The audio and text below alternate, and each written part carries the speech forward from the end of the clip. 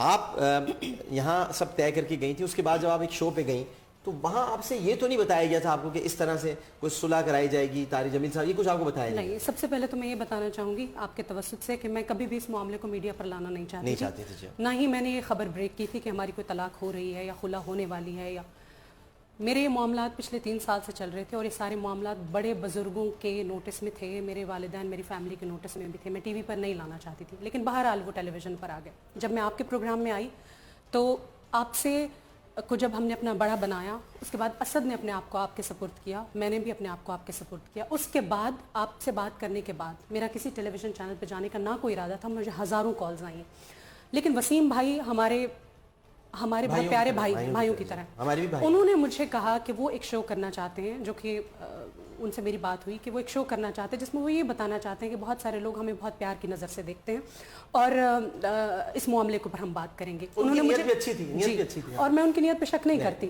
وہ بھی یقیناً ہمیں دونوں کو واپس دیکھنا چاہتے ہیں. لیکن انہوں نے مجھے یہ نہیں کہا کہ وینا ہم آپ کی صلح کروائیں گے, اور انہوں نے یہ بھی مجھے نہیں کہا کہ مولانا طارق جمیل صاحب جو میرے بڑے ہیں, میرے بزرگ ہیں, کہ وہ ٹیلی ویژن شو پہ ہوں گے. اور میں نے یہ گلہ ان کے ساتھ شو پہ بھی کیا. اور مولانا طارق جمیل صاحب کے بارے میں آپ کو بتاؤں کہ وہ میرے اتنے قابل احترام بزرگ ہیں کہ وہ زندگی میں کبھی بھی میرے سامنے آ کے کھڑے ہوں گے تو میں ہمیشہ ان کے آگے سر جھکاؤں گی. میرے اندر اتنی جرأت ہی نہیں ہے کہ میں ان کے ساتھ کوئی اختلاف رائے کر سکوں, وہ بھی دنیا کے سامنے. لیکن میں یہاں پر یہ بھی بتانا چاہوں گی کہ میری شادی کے بعد سے اب تک کے جتنے معاملات ہیں وہ ایک تیسرے شخص کے ذریعے سے, کیونکہ مولانا صاحب بہت زیادہ سفر کرتے ہیں دین اسلام کو پھیلانے کے لیے, وہ بہت زیادہ سفر میں ہوتے ہیں, ان کا ایک نمبر بھی نہیں ہوتا, ان کے نمبر بھی بدلتے رہتے ہیں.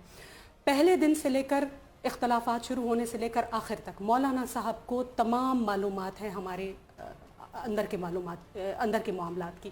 اور ایسے میں شادی کے تقریباً 1 سال بعد, 1 سال تک میں دعائیں کرتی رہی. 1 سال بعد میں نے مولانا صاحب کو پیغام بھجوایا تھا کہ میرے حالات میرے کنٹرول میں نہیں رہے اور اب میں یہ رشتہ جاری نہیں رکھ سکتی. ان کو سب علم ہے, ان کا جواب مجھے یہ آیا کہ وینا صاحبہ آپ میری بیٹی ہیں, آپ ایک اور کوشش کیجیے. میں نے ایک اور کوشش کی, چند مہینے کے بعد 6 مہینے میں نے اور کوشش کی. میں نے پھر ان کو پیغام بھجوایا کہ حالات اور زیادہ خراب ہو گئے ہیں.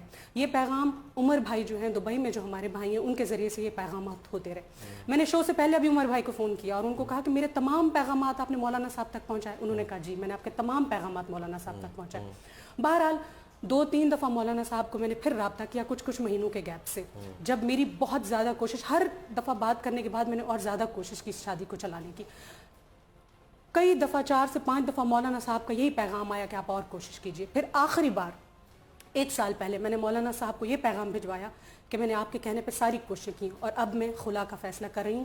اس میں یہ کوششیں بھی شامل تھی کہ میں نے اسد سے طلاق کا مطالبہ کیا 5 سے 6 مرتبہ, اور 5 سے 6 مرتبہ ہمارے بڑے بزرگ جس میں میرے والد صاحب بھی شامل ہیں, بہت سارے دوست بھی شامل ہیں, وہ بھی پڑے اس میں. آخری دفعہ میں نے مولانا صاحب سے کہا تو انہوں نے مجھے کہا, جو عمر بھائی ہیں, انہوں نے کہا مجھے کچھ دن کے بعد فون کیجیے, میں آپ کو جواب دوں گا. کچھ دن کے بعد ان سے میری پھر بات ہوئی. انہوں نے کہا کہ مولانا صاحب نے یہ پیغام دیا ہے کہ اگر آپ نے اپنی پوری کوشش کر لی ہے تو اب شریعت کی روح سے اگر وہ آپ کو طلاق نہیں دیتے ہیں تو آپ خلا کے لیے اپلائی کیجیے. لہٰذا کل جب پروگرام میں مولانا صاحب آئے تو مجھے دھچکا بھی لگا, دکھ بھی ہوا, مجھے سمجھ بھی نہیں آئی کہ میں نے ان کو, لیکن انہوں نے مجھے کل کے شو میں یہ کہا کہ آپ ان کو معاف کر دیجیے. اور آپ نے معاف کر دیا. اب کچھ دن پہلے میں نے پھر مولانا صاحب سے کہا کہ میں نے پیغام بھجوایا کہ میں نے یہ فیصلہ کر لیا ہے اور یہ فیصلہ میں نے بہت سوچ سمجھ کے کیا. اور آپ یقین کیجئے کہ اب اس صورتحال میں جہاں پر مجھ پہ اتنا زیادضیادہ مورل پریشر ہے, شاید اگر میری جگہ کوئی اور لڑکی ہوتی تو وہ برداشت ہی نہ نہیں, سوال ہی پیدا نہیں ہوتا. لیکن میں پھر آپ کو یہ کہنا چاہوں گی کہ میرے لیے سبھی, ضیاء الدین بھائی, مفتی نعیم صاحب, مولانا طارق جمیل صاحب, سبھی میرے لیے بہت قابل احترام ہیں. لیکن ڈاکٹر صاحب زندگی میں نے اسد کے ساتھ میں نے گزارنی ہے. اسد جو بھی باتیں کہہ رہے ہیں, میں نے ان پہ پہلے بہت زیادہ یقین کیا لیکن وہ نہیں بدلے تھے. اسد جو باتیں کہہ رہے ہیں ہو سکتا ہے وہ بدل گئے, ہو سکتا ہے ان کا دل بدل گیا ہو, لیکن مجھے اب اس بات کا یقین نہیں رہا کہ میں ان کے ساتھ اگر دوبارہ زندگی گزاروں گی, مجھے ان سے نہ صرف ذہنی طور پر ڈر اور خوف ہے, سہم گئی ہوں نہ, اور میں آپ کو اپنے دل کی بات بتا رہی ہوں, مجھے آج بھی ان پر یقین نہیں ہے کہ جو انہوں نے معافی مانگی وہ دوبارہ چینج ہو گئی. ٹھیک, میں اس موضوع پر ابھی ہمیں اور ایلیبریٹ کرتے ہیں. 2 باتیں آپ سے کہہ کر وقفہ ایک لینا چاہتا ہوں. پہلی بات تو یہ کہ وینا ملک کا جو ٹویٹر اکاؤنٹ ہے اور فیس بک اکاؤنٹ, وینا ملک کے پاسورڈ اس کے پاس نہیں ہے. وینا ملک کے جو فون میں کنفیگر ہوا ہے ایک اکاؤنٹ ان کا ٹویٹر, اس سے وہ ٹویٹ تو کر دیتی ہیں لیکن اگر اسد چاہیں تو اسے ڈیلیٹ بھی کر سکتے ہیں. تو کوئی بھی ٹویٹ اگر وہ کریں تو ضروری نہیں ہے کہ وہ ان کا ٹویٹ ہو, کیونکہ وہ یہ بینر تبدیل کر دیتے ہیں.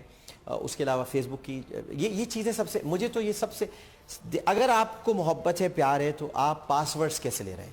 یہ تو یہاں سے مجھے تو بھائی میرا اپنا ایک ذاتی خیال ہے, یہ یہاں سے گڑبڑ شروع ہو جاتی ہے. دوسری بات یہ کہ میں کلیئر کر دینا چاہتا ہوں کہ ان کے